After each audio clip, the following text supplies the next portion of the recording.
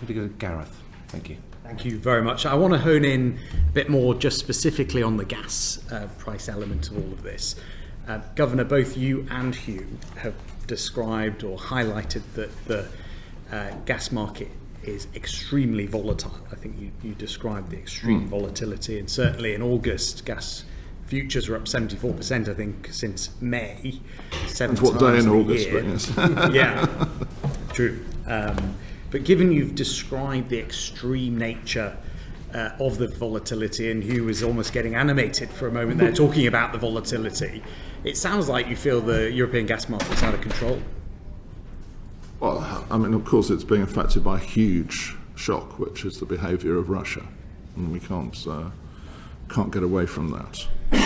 What I think is important, and there's a lot of work going on this at the moment, is to say, is that huge shock causing volatility in the market itself? It's a pretty thin market, actually, by comparison with many other markets that we look at, and there's a lot of time being spent at the moment assessing that, because the consequences of that extreme volatility in the market are on both what I might call the buy side and the sell side of the market. So the buy side, obviously, this is obviously in this country, is often the energy suppliers that we all have in our homes. Obviously, the cost of financing those purchases when they're making them goes up a lot, and they have to make those in advance.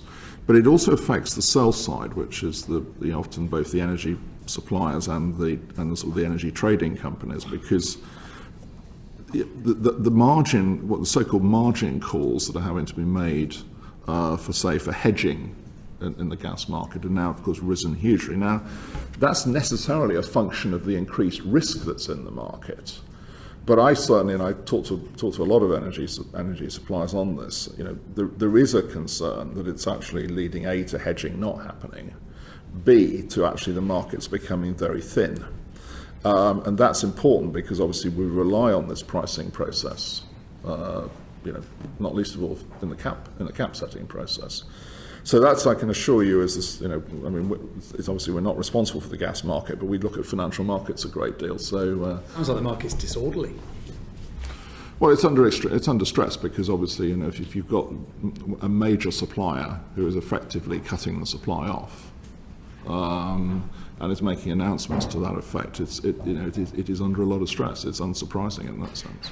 Can I just make one point on that? I mean, at the risk of sounding animated, I think it is important. What's wrong with that?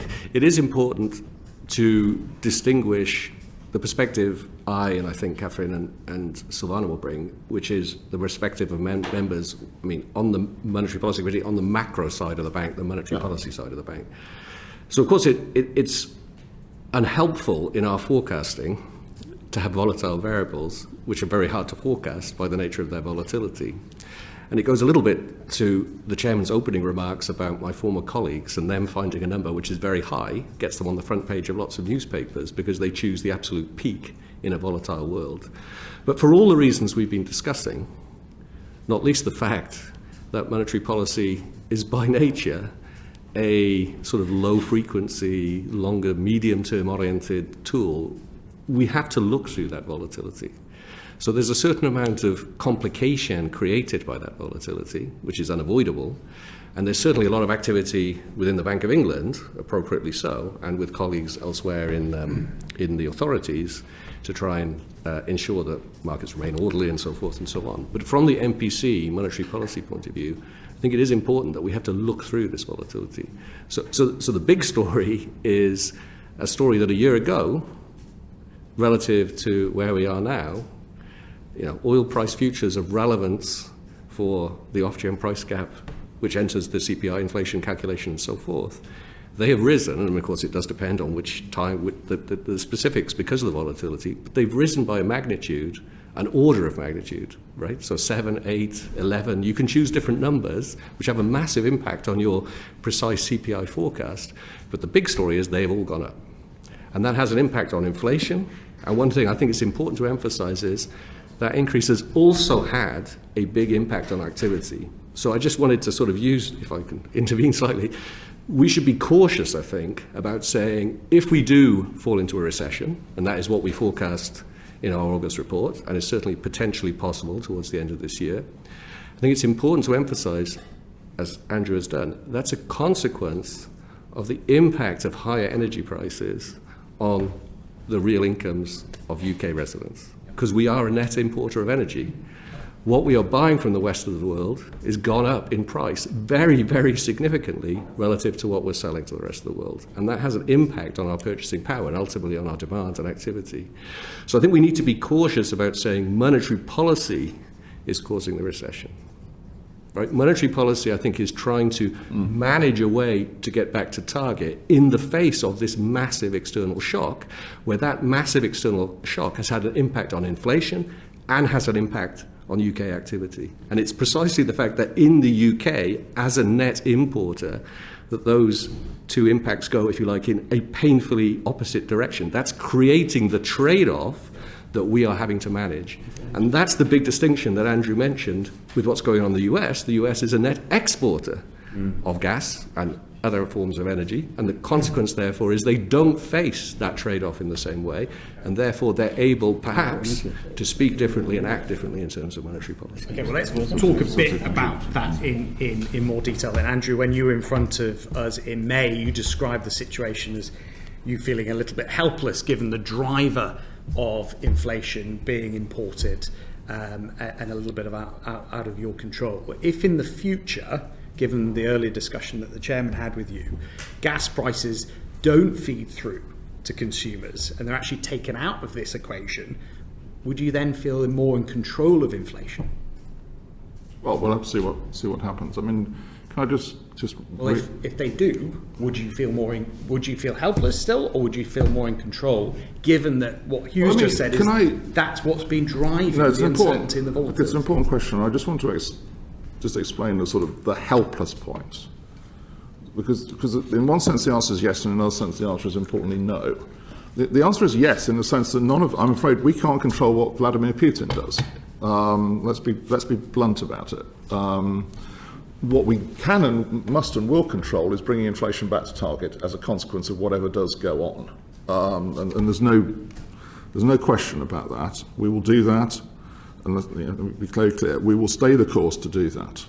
So I want to make that's a very important distinction. Now, of course, if whatever transpires in the period to come causes the gas price to be less volatile and causes the gas price to move downwards, then that, of course, is an important input to our process. That's a very important input to our process. But I want to be very clear on this helpless point that, of course, whatever happens, we will bring inflation back to target. Yeah, and just to reinforce that monetary policy can always control the inflation rate. The difficulty is that it takes some time to feed through to the economy, but eventually monetary policy can be in control of medium-term inflation.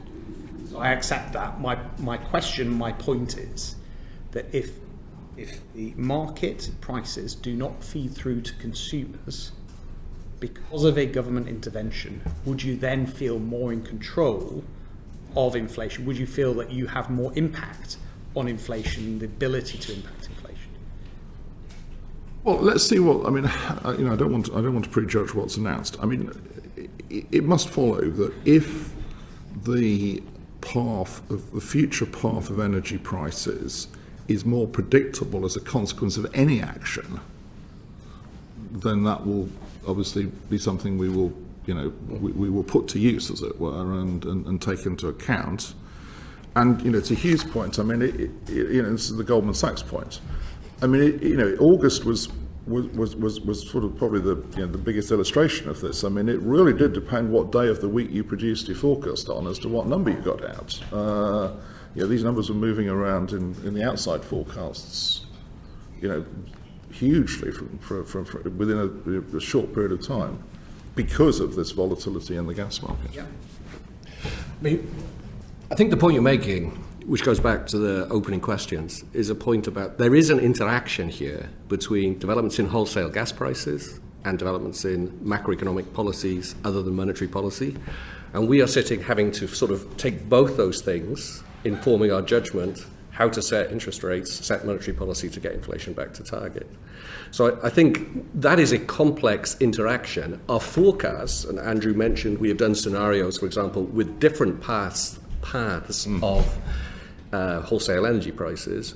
But we've always, and understandably so I think for reasons that you well understand, we've always said, well, we take fiscal policy as announced fiscal policy, because otherwise we're speculating on things that are other people's responsibility.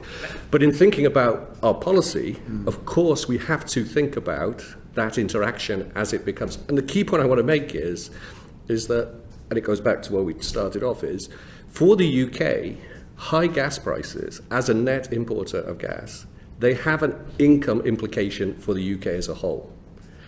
Now that, given the system we had, fell very heavily on households, given the off-gen price cap arrangement. We are now changing it. We're shifting where that falls, essentially shifting it.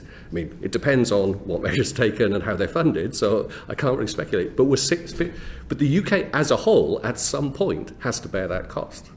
And so the macroeconomic implications are not just about the impact on inflation in the short term, but through, for example, the fiscal accounts, which is where the emphasis of the early question was, or potentially other effects, they will have a macroeconomic effect down the line. And that's a much more complicated thing that we have to think about, and that will be the judgments we form in coming to it. So that's why kind of the knee-jerk, what's going to happen if we change the cap or we cap at a different level, I'm very cautious about that, because thinking about how this plays out at the relevant horizons for monetary policy is a more complex thing where we just don't have the information at now. I'm at time, so thank you very much. Interesting. Thank you. Thanks, Gareth.